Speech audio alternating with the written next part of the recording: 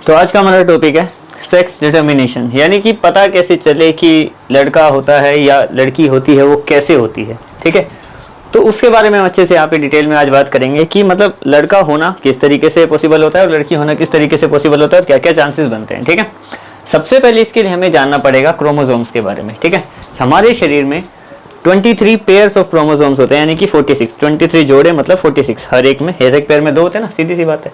ठीक है, तो सबसे पहले all human beings have 23 pairs of chromosomes। अब इसमें क्रोमोसोम्स कहाँ से आ गए सेक्स डिटर्मिनेशन में, ये बहुत इंपॉर्टेंट है, इसी से रिलेटेड है वो चीज़ आगे, इसलिए तो बताना ही पड़ेगा। ठीक है, तो सारे ह्यूमन बींग्स में 23 पेयर ऑफ क्रोमोसोम्स होते हैं। ठीक है, अब हम बात करते हैं कि what is autosomes. What is autosomes. ठीक है, ऑटोसोम्स की बात करते हैं तो ऑटोसोम्स की डेफिनेशन लिखते हैं। पहली बात तो ये 22 पेयर में होते हैं, 22 पेयर्स, यानी कि 44 ऑटोसोम्स होते हैं, क्योंकि देखो 23 है, 23 दूनी 40, यानी कि 46, तो टोटल तो 46 होते हैं, जिसमें से 22 तो ऑटोसोम्स ही होते हैं, यानी कि 44 तो ऑटोसोम्स होगा इसमें से। और इनका काम क्या होता है, दे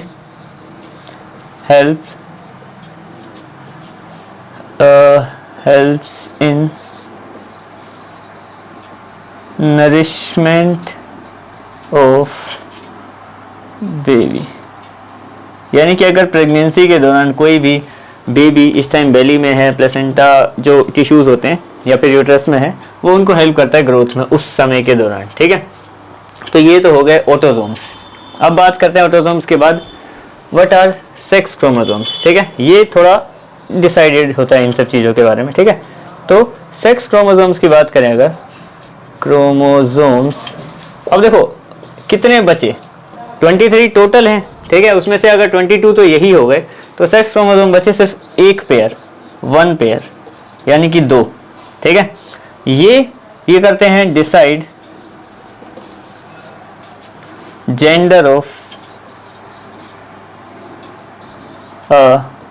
बेबी, यानी कि किसी भी बच्चे का जेंडर जो डिसाइड करते हैं वो सेक्स क्रोमोसोम्स करते हैं। ठीक है, ये बात क्लियर हो गई।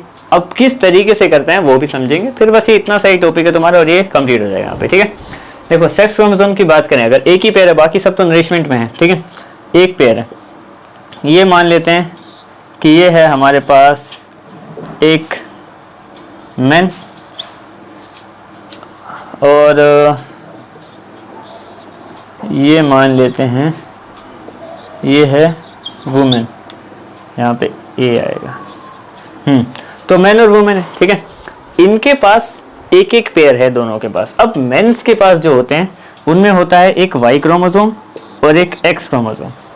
क्लियर है, वुमेन में यही दोनों एक्स क्रोमोसोम्स होते हैं, ये भी क्लियर है। ठीक है, अब अगर हम यहाँ पे देखें तो क्या क्या सिनेरियो बनते हैं। देखो, या तो अगर वुमेन दे एक्स क्रोमोसोम यहाँ से, जो कि उसके पास दोनों एक्स ही हैं, तो वो वही दे सकती है। ठीक है, और मैन भी दे यहाँ से एक्स क्रोमोसोम्स, तो यहाँ पे होता है एक गर्ल चाइल्ड, यानी लड़की पैदा होती है। क्लियर है, थोड़ा सा और केस को, इसको एरो को यहाँ से लगाता हूँ मैं, क्योंकि बात तो एक ही है, वो दोनों एक्स क्रोमोसोम ही है, कोई सा भी दे जाए। ठीक है, ये हो गया। दूसरा केस क्या बनता है, अगर वुमेन दे एक्स क्रोमोसोम, जो कि उसके पास वही है, दोनों ऑप्शन नहीं है, वो वही दे सकती है हमेशा। ठीक है, मैन की बात करें अगर, वो देता है वाई क्रोमोसोम यहाँ से इस तरीके से, तो यहाँ पे एक बॉय पैदा होता है।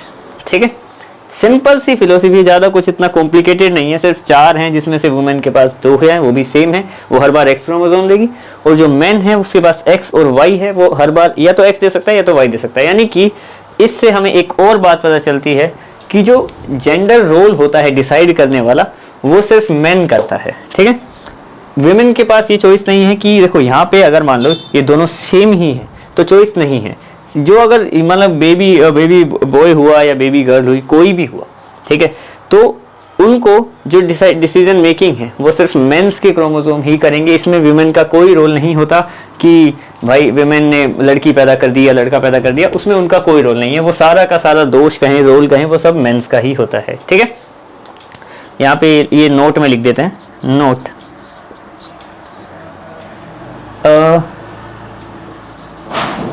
men chromosomes decides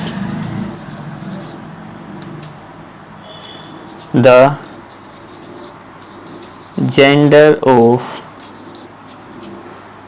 offspring, लिखो चाहे बेबी लिख दो, जो लिखना है लिख लो। ठीक है, तो यही था छोटी सी फिलोसफी कि सेक्स क्रोमोसोम्स क्या होते हैं, ऑटोसोम्स क्या होते हैं, और सेक्स डिटर्मिनेशन मतलब पता कैसे चली कि लड़का है लड़की हो और किस तरीके से पता चलता है, वो सब हमने यहाँ पे डिस्कस कर लिया। ठीक है, आज के लिए इतना ही, मिलते हैं इसी चैप्टर के किसी दूसरे टॉपिक में। That's it.